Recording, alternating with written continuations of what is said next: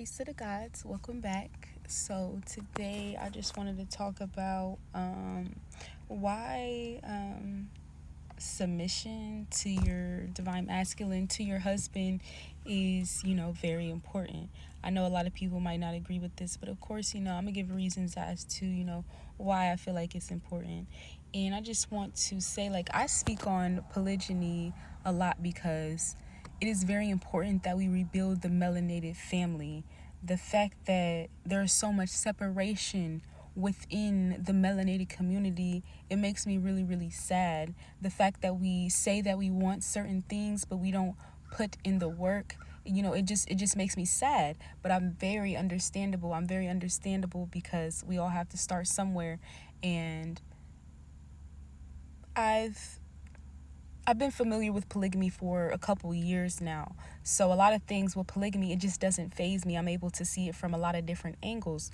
So I feel like I should speak on it. I feel like I should, speak on it from a melanated woman, a divine feminine energy, and, give you guys different perspectives. Because like I said, we all have to start somewhere. But let me tell you, it shouldn't be like I made the video yesterday. Once you break the illusion of separation, you're going to realize how easy polygyny is. You're going to, once you really start educating yourself on the benefits, a lot goes out the window once you just really start educating yourself more and stop being subjective. Subjective meaning only looking at it from an emotional point instead of being objective and looking at it from an objective and intellectual point. Researching polygamy, like research polygamy, do your own do your own research on polygamy. This is about rebuilding. We have to rebuild the family. This is about legacy. This is about our star seeds. So yeah, I was thinking and I was like, submission is very important to me. It's very, very important. And let's get into why it is important. So let me just make a disclaimer. When I'm talking about submission, all I'm talking about is divine balance, trust, and alignment with your feminine nature. You can go up and you can look up the traits of feminine energy, and you're going to see that feminine energy is the intuitive, flows, it's an emotional, like, that's feminine energy. We have feminine, then we have masculine. We have to be in our roles. Like, it's not just, like, we just have to be in our roles, okay?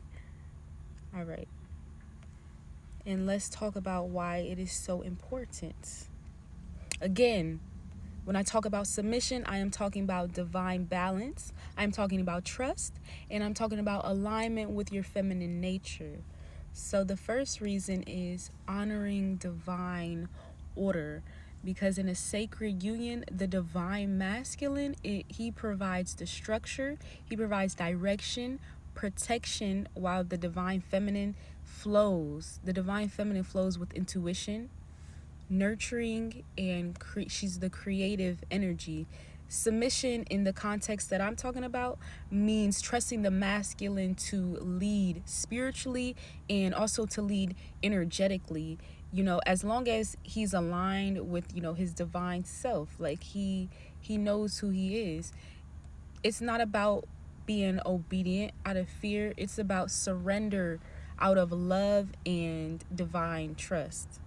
And the second reason is you're unlocking your feminine power when you are in submission. When you soften, when you surrender, and you allow your divine masculine counterpart to lead, your feminine energy just expands. You become more magnetic, you become more intuitive and spiritually receptive. Feminine submission activates the masculine. Being in your feminine energy is so powerful for your masculine. This in turn amplifies your feminine glow. Like the feminine, like I said, look up the feminine traits. And the third reason is receiving protection and provision, because true masculine energy thrives when it's trusted and when it's also respected. You have to respect the masculine energy, or it's just not going to thrive. Submission invites the masculine to rise into his divine role as the protector, the provider, and the guide. He feels needed, respected, and motivated to build, create, and to create that security.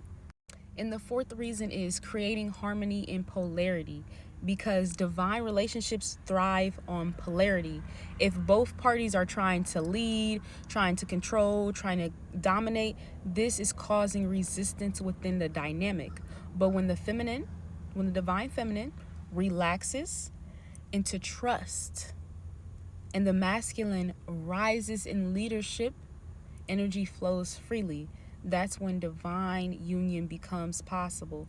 Divine union, we have to be in our masculine and then we have to be in our feminine energy for divine union to prosper. And the fifth reason is healing ancestral wounds, because many women, we carry wounds from masculine betrayal and masculine abandonment. So conscious submission to a healed divine masculine allows you to rewrite the pattern, to heal through love, to heal through trust and spiritual surrender.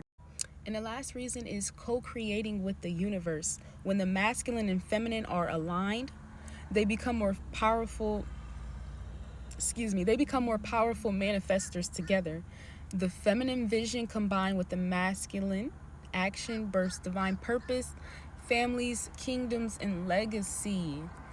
When I talk about submission, it's very sacred. Like, submission is sacred only when it's given freely to the divine masculine energy that is truly divine, rooted in love, truth, integrity, and spiritual authority. You're not losing any power by being submissive to your husband. You're transmuting it into something higher. Like I stated, when two energies, we have a masculine and a feminine, are trying to lead, are trying to control, are trying to guide, you're not allowing the masculine to be in his energy. You're not allowing that divine masculine energy to flow.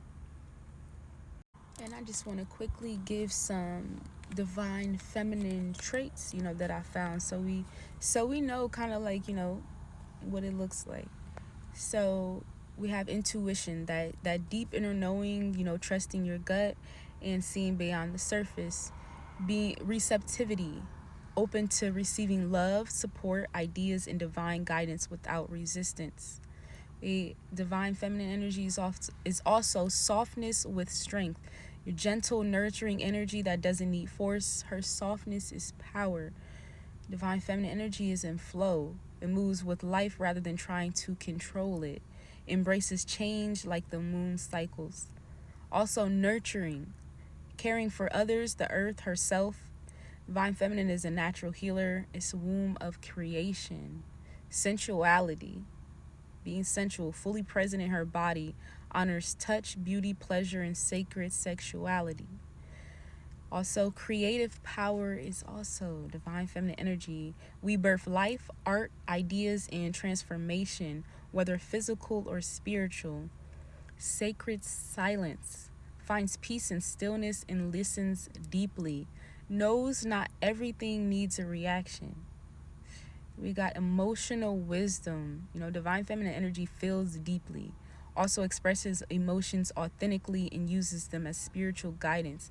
As divine feminine energy, we have to tap into, our emotions and our emotional state. That's our sacred superpower right there, along with, our intuition. Then we got magnetism, because divine feminine energy attracts what she desires through her vibration, not by chasing, but just by being. That's all. And mysticism, being deeply connected to the unseen, dreams, ancestors, rituals, symbols in the spirit realm.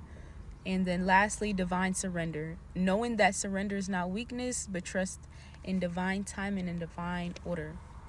Submission is very important. Submitting, and I already made a video on this before, but submitting to your husband, submitting to your divine masculine, so he's able to be in his energy and lead, guide, protect, is very, very important. We have gender roles. There are gender roles.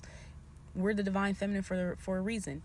They're the divine masculine for a reason. Let them be in their role. Let them lead, and you be in your feminine energy. I hope this video helped the divine feminine. I love myself. Peace to the gods.